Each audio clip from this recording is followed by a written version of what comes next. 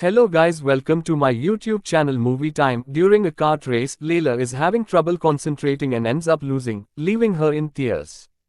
Racing is very important to her because her brother Asam used to race too, but he was in an accident that sent him to the hospital and now Layla feels the responsibility of winning for him. Her relationship with her parents has become distant since the accident, and whenever she needs encouragement, she touches the bracelet her brother gifted her. One morning, Layla is going for a run with her gym class when she comes across a student bullying another rather violently.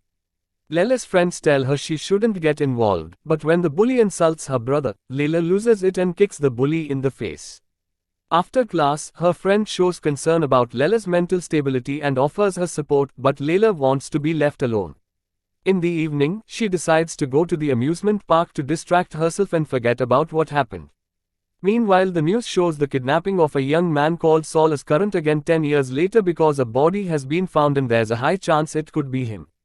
The next day, Layla wakes up to find her phone has no signal and the Wi-Fi is down, and when she comes downstairs, she discovers her whole family is gone as well. Desperate for answers, Layla hits the streets on her bicycle, but this turns out to be a city-wide phenomenon and she can't find a single living soul. As soon as she makes it to the hospital, she confirms even Asam has disappeared. Not knowing what else to do, Layla keeps exploring the city asking for help and eventually she manages to find two kids, Terry and Camille, who have gone through exactly the same. Their phones don't work and they haven't seen anybody else. Deciding to stick together for safety, the trio goes to the police station while unaware something is watching them from afar. Communications in the station are down too, but they do manage to find a guy named Dodgy, who is in handcuffs. The trio releases him and tries to explain to him what they know so far, but Dodgy doesn't want anything to do with strangers and hotwires a bike to get away. After getting their hands on some bicycles and a gun from the police station, the trio keeps exploring the city, but it isn't until night falls that they finally find something. On a bank's building, someone wrote "Source" using the window lights. The kids get into the elevator, which is stopped midway to allow a mysterious creepy voice to interrogate them to know their intentions. It also makes them drop their bags and the gun before allowing them to reach a floor and get out. The person behind the voice turns out to be Yavan, the son of the bank's CEO. The group goes to the last floor to get a full view of the city, but there isn't movement anywhere. Yavan also points out he doesn't remember going to bed last night, making the others realize they have the same issue. Afterward, they take a very fancy car from Yavan's father's collection to keep on exploring faster, although the GPS doesn't have signal either. When they enter a tunnel, they're shocked to find Dodgy on the ground with a wound on his chest. Someone had shot an arrow at him. Thankfully, there's an ambulance stuck in the tunnel too and they put Dodgy inside to take him with them, which Yavan doesn't approve of at first. However, he quickly changes his mind when more arrows begin coming after them, meaning whoever shot Dodgy is still around and ready to kill. Driving the ambulance at a very high speed, Layla takes the group to a fancy hotel where she removes the arrow from Dodgy's chest. Afterward, the group decides to stay the night there and take advantage of its luxuries, although first they make sure to block the front door. Moments later, it is revealed that the presence that has been watching them it's a drone. The kids can't see it but they do hear a weird noise outside the window and decide to share a room not to feel scared while they sleep. The next morning, while making breakfast in the hotel's kitchen, they find a newspaper with an article talking about a small leak at a nuclear plant just 2 kilometers away. A possible evacuation would explain the lack of people, although the article is from 2 weeks ago. Their chat is suddenly interrupted by Dodgy, who has finally woken up and come to grab a bite as well, but he refuses to answer the group's questions about what happened in the tunnel or to show gratitude to them for saving them. Yavan finds this suspicious and Dodgy misunderstands it as an attack on his race, so he stomps out of the building to find another bike to get away.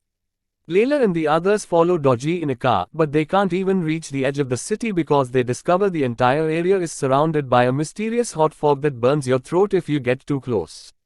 When Camille accidentally drops her glasses, the fog melts them, and in Yavan's opinion this proves some kind of chemical accident, meaning their families somehow left without them. Now that she doesn't have her glasses, Camille can't see anything, so they drive to her house to get a new pair. At first Yavan doesn't want to join them and prefers to stay in the car to work on the radio, but soon it starts raining and he changes his mind. When he gets out of the car he accidentally hits the gear stick, and the vehicle slowly moves away without the kids noticing. Inside the apartment, Camille finds a spare pair of glasses, but it also finally sinks that her mother isn't around anymore, causing Camille to furiously start wrecking the place because it actually belongs to her stepfather. It isn't until Layla hugs her and offers her support that Camille calms down. Once they're done, the group discovers the car is gone, but thankfully Layla finds it inside a very dark tunnel. To her surprise, there are some noises coming from the radio, but the real shock comes from finding a masked man in the backseat. This is Blade Master, the guy responsible for the arrows, and now he has a knife that he intends to use on Layla. As soon as she sees him, she rushes out of the car and rejoins the group so they can run away together. A wrong turn takes them to a road blocked by a fence that they must climb, and during the process, Layla loses her beloved bracelet. Eventually they find a bus with the key still in it and they drive it all the way to the train station to take cover there. While Yavan keeps trying to use the radio, Terry is looking at a video he took of their enemy and realizes he's dressed as the Blade Master from the Steelman cartoon. Outside, the drone continues to keep an eye on them. Suddenly, Layla realizes something. If Yavan has access to everything in the bank, that includes the security vans, which should keep the group safe from Blade Master. They drive it all the way to the edge of the city, intending to go through the fog, but their plans are interrupted when someone finally contacts them through the radio. The voice is surprised there are people left in town after the evacuation and promises to send help in 24 hectoseconds. It also asks them not to go into the fog. The kids tell the rescuer they'll be waiting at the hotel and drive all the way back to spend the night celebrating the end of this mess with a toast that even prompts Dodgy to finally thank them for their rescue. When Layla goes to sleep, she dreams she's back in the hospital, hearing Asim calling her name and saying he's in pain. Just when she's about to reach his room, Layla is awakened by Yavan, who thinks he saw something in the building and is afraid. He also reveals he's had a gun with him all along. Layla grabs the gun and goes to investigate only to confirm Yavan is right. Blade Master is in the hotel too and is now coming after her. Without hesitation, Layla runs away and hides in the storage room, locking the door behind her and causing Blade Master to start stabbing the wood. He also begins shaking the door itself and Layla begins to wonder if she'll have to kill a person, but before she can react, Blade Master leaves and Dodgy finds her instead. The two of them run up to the balcony and see Blade Master running away from the building, so they agree not to tell the others not to worry them. In the meantime, the drone finds a sleeping Camille in her room. The next morning, while everyone relaxes, Dodgy leaves on his bike claiming there's something he needs to do, but he'll be back in 2 hours. Using a telescope, Terry notices the fog is coming closer, making Layla worry about Dodgy's safety and prompting her to go looking for him. Eventually she finds him inside a church leaving a letter at a little altar. As soon as Dodgy hears about the fog, he agrees to return sooner than planned, but he also has a surprise for Layla. He's recovered her bracelet, a gesture that Layla finds very touching and inspires her to share her story. However, before she can even say one word, they see some fireworks in the sky coming from the hotel, meaning the kids are in danger. Dodgy and Layla rush back to the hotel, where Terry and Yavan explain they heard Camille scream. Her door is locked, so Dodgy forces it open with a fire extinguisher, but it's too late. Camille has disappeared.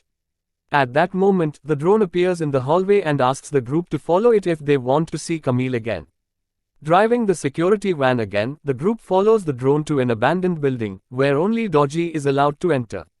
Layla doesn't like this idea, so Dodgy tells her she can come after him if he doesn't return in 10 minutes. Before he leaves, Layla gives him the gun and a tight hug. Dodgy goes inside and is welcomed by the drone, but 5 minutes pass and there is no news from him. Refusing to keep on waiting, Layla grabs a weapon from the security van and rushes inside before the 10 minutes are over. The building is an abandoned lab filled with trash from wall to wall, including Steelman comics on the floor. Unfortunately, by the time Layla finds Dodgy, it's too late. He's already been killed.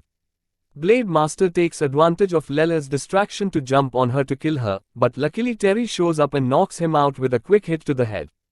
Then, Layla removes the mask and discovers this isn't a man, it's a young neurodivergent boy called Remy. Moments later, after giving Dodgy a proper burial outside his church, the group ties Remy up and tries to make him confess Camel's location. Remy won't talk and this makes Layla furious, even prompting her to want to kill the guy, but Terry stops her just in time when he notices a sticker on Remy's clothes belonging to his mother's association that helps people with disabilities. Remy can't talk because he's mute, and there's no way a guy that depends so much on charity could have had the resources for this crazy plan. Layla accepts not to kill him, but she doesn't release him either. Afterward, Layla checks the letter Dodgy had left there earlier and discovers he had written it for his mom to apologize for shooting her husband. He wasn't evil, he had only wanted to scare him off because he hurt her.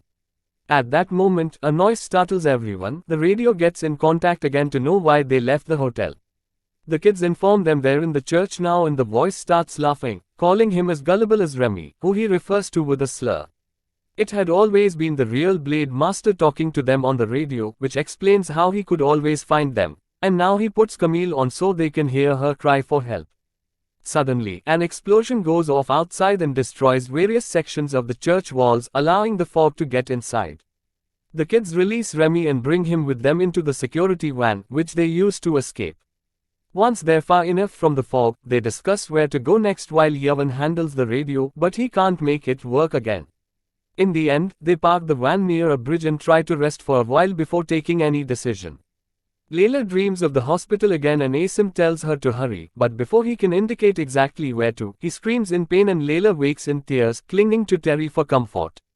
Moments later, the radio picks up some noises that sound like animals, which means Camille and the real Blade Master must be in the amusement park. As soon as they make it there, they sneak into the tent and confirm their guess is correct. Camille is there, locked inside a glass cage while wearing a long white dress. The real Blade Master is there as well and turns out to be Seuls, who should be dead. He wants Camille to marry him and keeps referring to the members of the group with slurs. Remy still has the blades from the costume and wants to attack, but Seuls sees him first and kills him with an arrow. Afterward, Seuls explains to Camille how her friends will be caught by the fog and burn eternally in chaos in limbo, before dropping the cage to make the group come out of their hiding spot. Seuls isn't scared and comes face to face with Layla's weapon as he tells the story of a fire breaking out near the amusement park and asks her to wake up.